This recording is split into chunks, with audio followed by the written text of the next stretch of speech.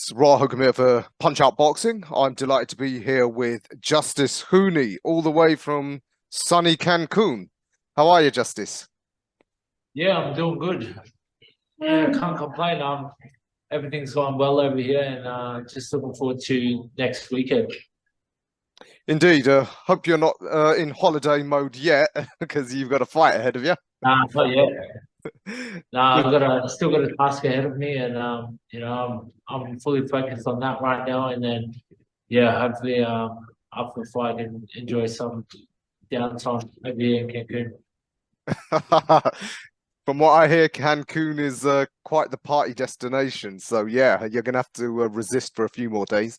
So Yeah, that's it. just I know you've been speaking to my colleague Base just yesterday, so I'll try not to ask the same question. So apologies if we do go over old ground, but That's all right. hardcore fans like myself, we were aware of you in the last couple of years because you was quite the amateur prodigy of all the best names. There was talk that you'd be an Olympic star. Of course, the Olympics were put off because of the pandemic, but in the end, you didn't go to the Olympics. Not entirely sure what the story was. Was it that you hit your head by Yeah, accident? I had to withdraw due to an injury that I got um, during a sparring session. As I turned pro, I had 5 fights in the pro ranks, Hmm. and yeah, just in one of the lead ups to those fights, I dumped my hand and then did more damage to it in those fights, and then I had to have surgery on my right index finger knuckle. So yeah, that pulled me out of the 2020 Olympics. Yeah, I was shattered, but I just had to keep moving and just look forward from that.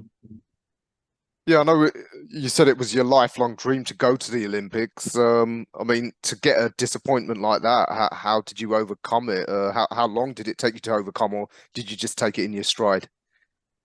Yeah, it took me a bit. It was for me, I was very upset with myself, like thinking of other things I could have done. Um, because it was a big thing for me.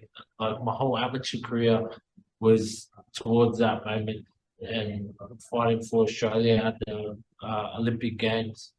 So when I couldn't go, I was right there. I had qualified for the Olympics, and it was right there in my hands. And yeah, just I guess it just happened that way, and I just had to look forward. It took me a bit to get over it, but once I started setting myself some new goals and started looking forward and thinking about my future, it was yeah pretty easy to get over and continue moving forward.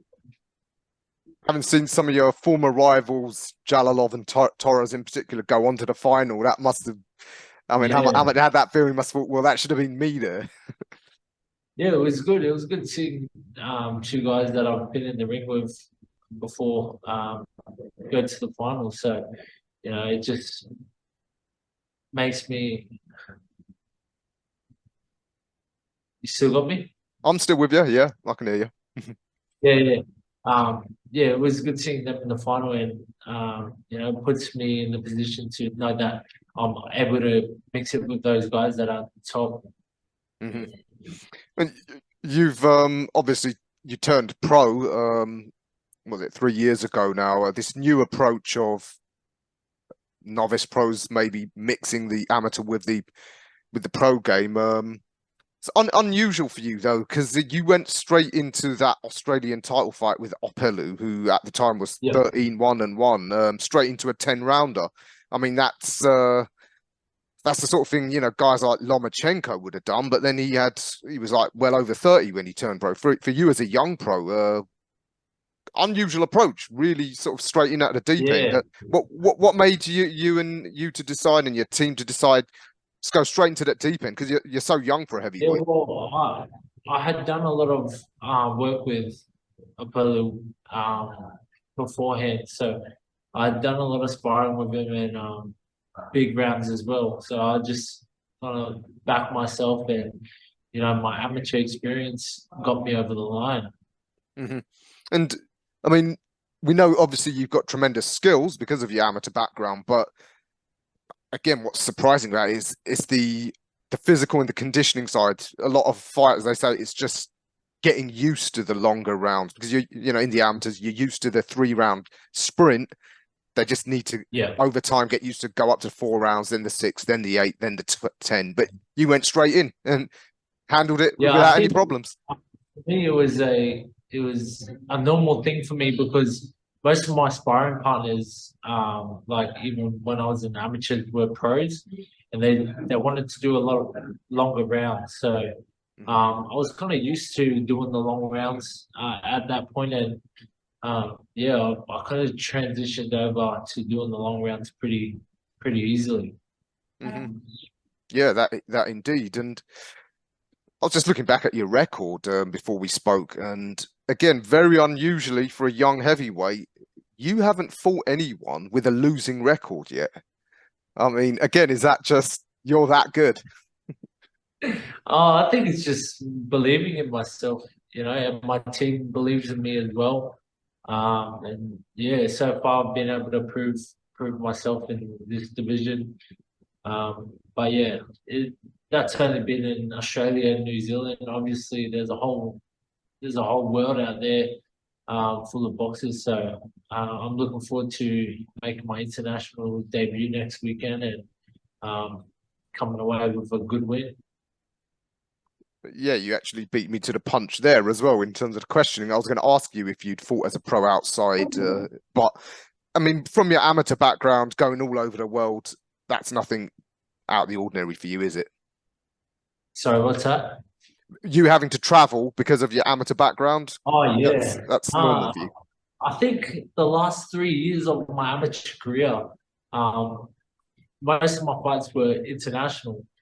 So, you know, I was only fighting whenever there was international tournaments on. You know, very rarely I got an opportunity to fight at home in front of a home crowd. But yeah, it's nothing new to me. I just look at it as if I'm fighting in front of you know, my people in my home crowd. I just go out there and at the end of the day, it's an individual sport, and you only got yourself when you're in that ring. So yeah, that's one of the reasons why I just started boxing in the first place was just to rely on myself.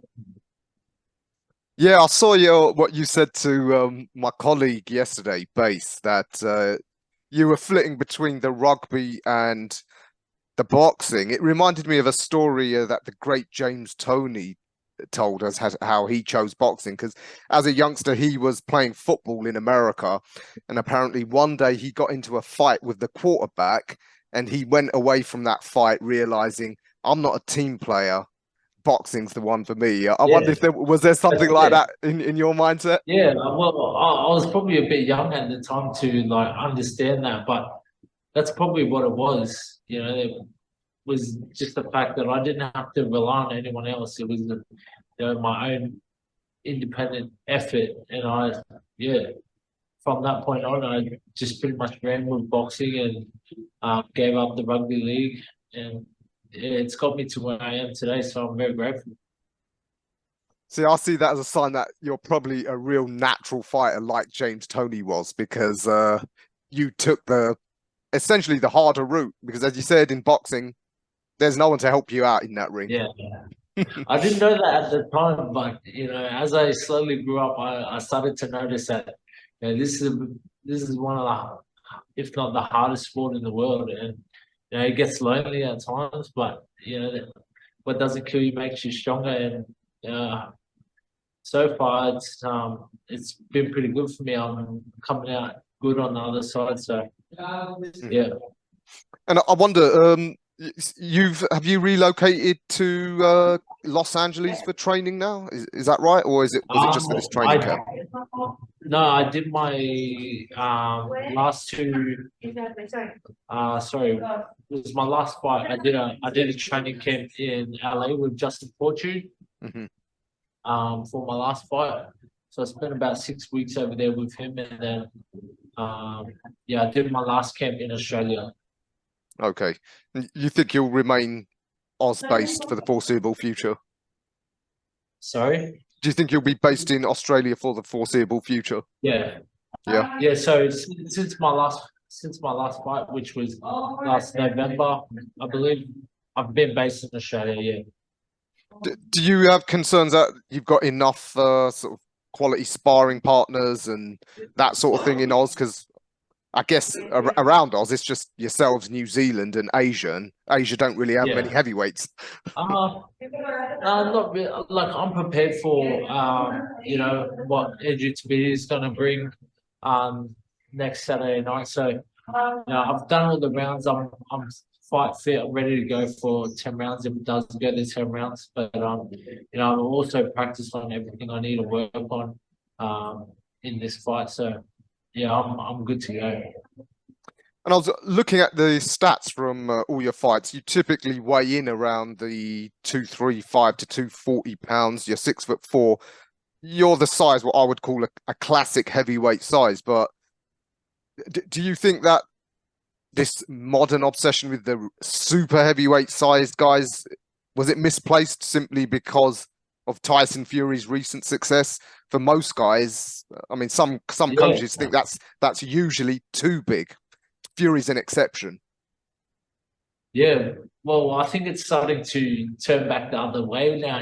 With Usyk up there in the heavyweight division now, and a lot of the cruiserweights are moving up to heavyweight, Mm-hmm. which will be coming in weighing lighter. So, yeah, I think that period is slowly starting to fade out, and the lighter heavyweights are starting to come in now. Mm-hmm.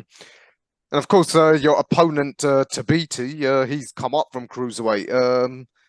Yeah, I guess a perfect example of someone and an opportunity for you to go up against someone who's nimble, probably quick on his feet. You're gonna have to show a bit more boxing Yeah, and guile. You can't just bulldoze through a lot of these guys, as you said with Usyk. It's hard to catch up yeah. with them. Like it's nothing I haven't seen before. I guess it's just like the amateurs pretty much. That's probably the last time I've fought someone that's got that sharp speed and is very quick and light on his feet. So I'm looking forward to getting back to boxing and having a bit of a chess match and then slowly just tiring him down and then coming home strong in there. Mm-hmm. So I've I've been asking all the young heavyweights, who they see as their future rivals. Your name don't usually get mentioned, and I wonder if because you're from there in down under, you get forgotten about a Yeah, bit. But I asked Jared Anderson, he didn't mention your name. He mentioned Jalalov's. yeah, And yeah, a couple of the British boys we got. I'm sure you know here in England, the heavyweight scene's really throwing loads of youngsters. Yeah, so I just wonder, is this sign up with Matchroom going over there on their shows in America, in Mexico? You're gonna get your name sort of known about. yeah. That was the whole point of us signing with Matchroom, and was to be able to start to go global and start getting my name out there worldwide. And yeah, definitely, I think that's the reason why these guys don't really throw me in the mix is because I'm coming from down under, which is yeah, not really many people know who I am except for the people in Australia. So Hmm. this is my come out fight next Saturday, and I'm looking to put the heavyweight division on notice. Yeah, and I'm just wondering that the timing could be perfect because I'm sure you've heard Fury and Usyk, that undisputed fight signed. Realistically, they're probably wrapping their career up in the next year or so, which means the scene could open up for you youngsters. Yeah, When you look at the upcomers, say under 30, who do you think are the guys who are going to be the next generation with yourself to be duking it out for the titles? I think pretty much everyone that I was in the coming up with in the amateurs. I think that's the new breed that's coming through, and I'm going to be in amongst one of those guys. So yeah, I just got to keep working away and keep getting these fights, keep getting my name out there, and obviously keep getting those wins, Hmm. and then hopefully work my way up into the top 10, and then start making some big moves. Yeah, as I'm sure you've seen, like the politics at the top of the heavyweight division are insane. I mean, this undisputed fight's taken the what 2 years, 4 years if you include when Wilder was champ. So guys like Hergovich have been waiting like 2 years for their chance. So it could be a long wait. Do you want to, after this fight, do you want to start getting into them top 20 ranked guys, top 15? Do you have any particular Um, idea? I'm not really in any rush. I'm still young, and I've only had 7 pro fights under my belt, so I just got to keep plugging away and getting some more fights under my belt, and yeah, I'm sure as I continue progressing and getting more fights, my name will start to get bigger and bigger, and my time will come, and I just got to be patient. Do you follow the UK heavyweight scene much? Have you noticed any of the upcomers who you've been impressed by or seen? Um, Not too much, not really. I just kind of been focusing on myself and taking it one fight at a time. Hmm. So yeah, I haven't really been focusing too much on what's been going on in the heavyweight division, but yeah, I'm sure once I get up there, I'll start to pay more attention.